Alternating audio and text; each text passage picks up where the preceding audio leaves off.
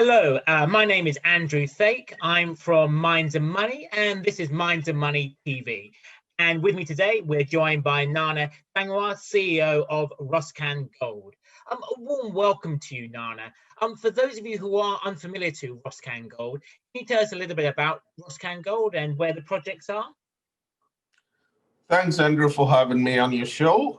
Roscan Gold is a junior explorer with assets in southwestern Mali, in the heart of major producers.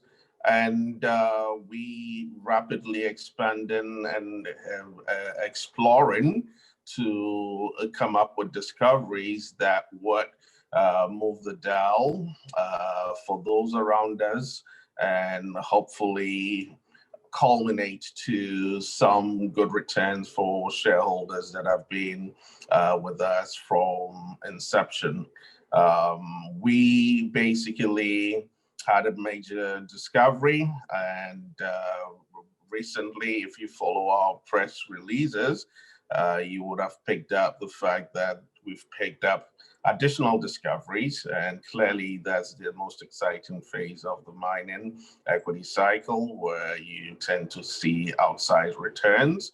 So there's going to be lots of news flow. We're in prolific territory. Over 50 million ounces have been delineated and produced, and our priority target seems to be heading in that path as well. Okay. And then over the last 12 months, what have been the sort of key recent sort of news that you would like to highlight to any investors listening in?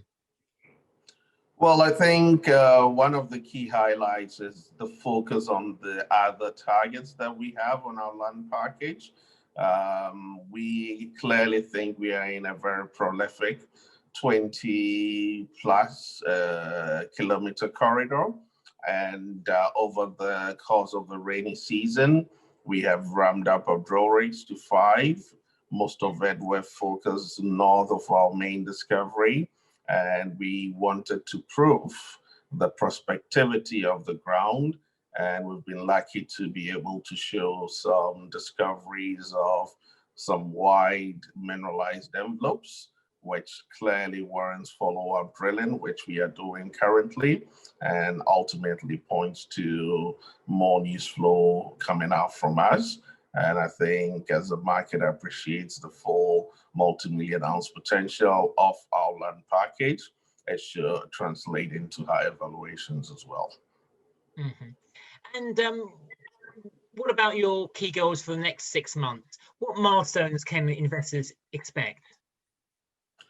Well, so it's good to have a very prolific land package, but it's actually prudent to know which ones to focus on so that you can move quickly towards resource delineation and start producing some ounce numbers to hang around. So going forward, I think we should be completing an aero mark survey, which is going to help us prioritize the targets that we've got and pick the 2-3 targets that we think can show over 1 million ounce potential, and then focus on those to try and delineate a resource towards the end of next year. We still would be following up on regional targets, because as an exploration company, you always have to make sure that your resource pyramid is full. That's how you can continue to generate targets to fill the advanced targets at the top of the pyramid. And that exercise is what we hope to fill up significantly with our 3D target generation process that is currently being executed on the field. Mm-hmm. And then some of the investors listening in, I know, may or may not have invested in West Africa and places like Mali before. What would you say to those investors about West Africa as a mining jurisdiction?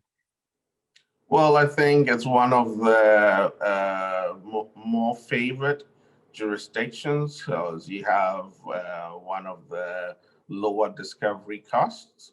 And basically, if you find it cheaply, it's a good start to showing the economics of the whole mining entity. But importantly, once you find the two, the governments are very eager to get these projects on the go. So the permitting phase is not as onerous as you can find in other places. And for the parts like our location that has we are in about 80 kilometers radius of 7 producing mines, you got infrastructure that you can leverage on quite easily. So if there is good success, you can catapult yourself into production. And most of the mining comes in West Africa. And we always at times hear of some of the political noise, but I would highlight that we have the regional political group, ECOWAS, that has its eyes firmly set on maintaining stability, and any aberrations that occur, they quickly move to ensure that they get people back on the straight and narrow path of democracy. And we saw that in Mali when that happened. And I just left Mali a couple of days after spending 2 weeks on site. And it's business as usual. You don't feel as though anything had transpired in the country of that magnitude. Sure. Has Mali been impacted by COVID-19?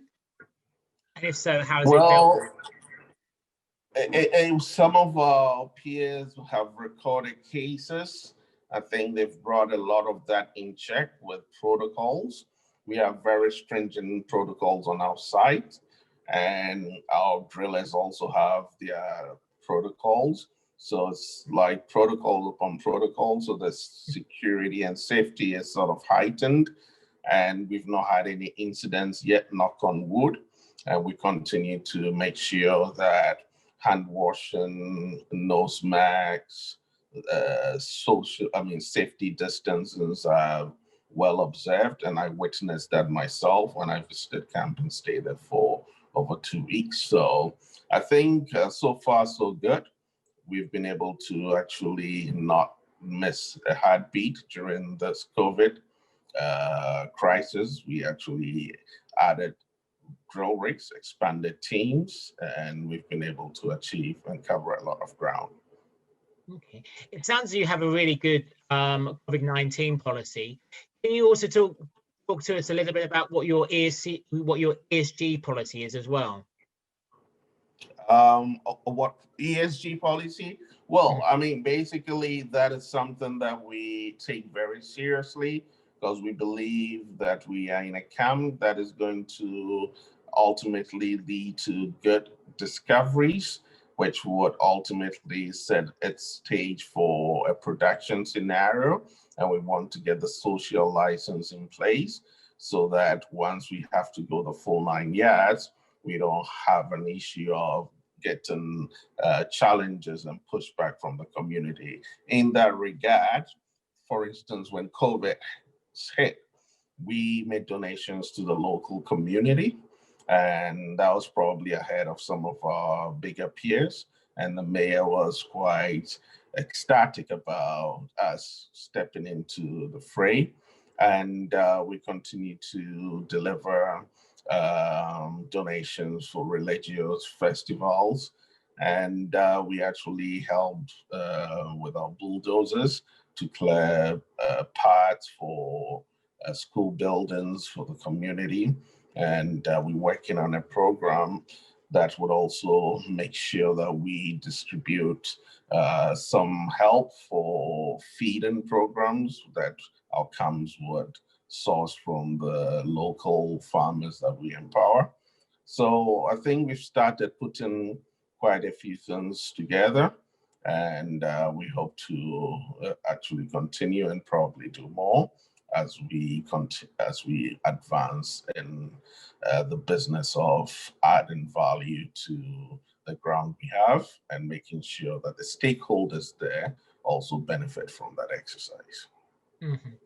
And this is one sort of final question. In a sentence, what makes your company such a compelling investment? And I guess, really the question behind the question is, there's a lot of really good gold projects out there. There's a lot of really good West African gold projects out there. But why should they invest in you as opposed to someone else? Well, I think basically there are lots going on for us.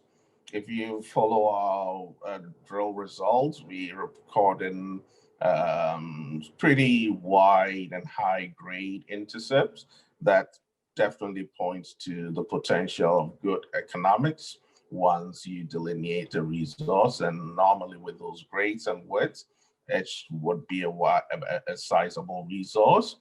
And we've already done preliminary met test work that shows that there's no difficulties in processing so far. So we can boast of an economic discovery right off the bat, which is still open and growing.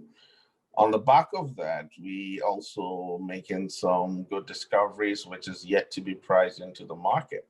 And I think once people start understanding the potential of some of these new discoveries, you probably get that reaction into the stock. So the re-rating potential on the new discoveries is yet to be reflected, and it gives it a good opportune time for investors to benefit of the next leg.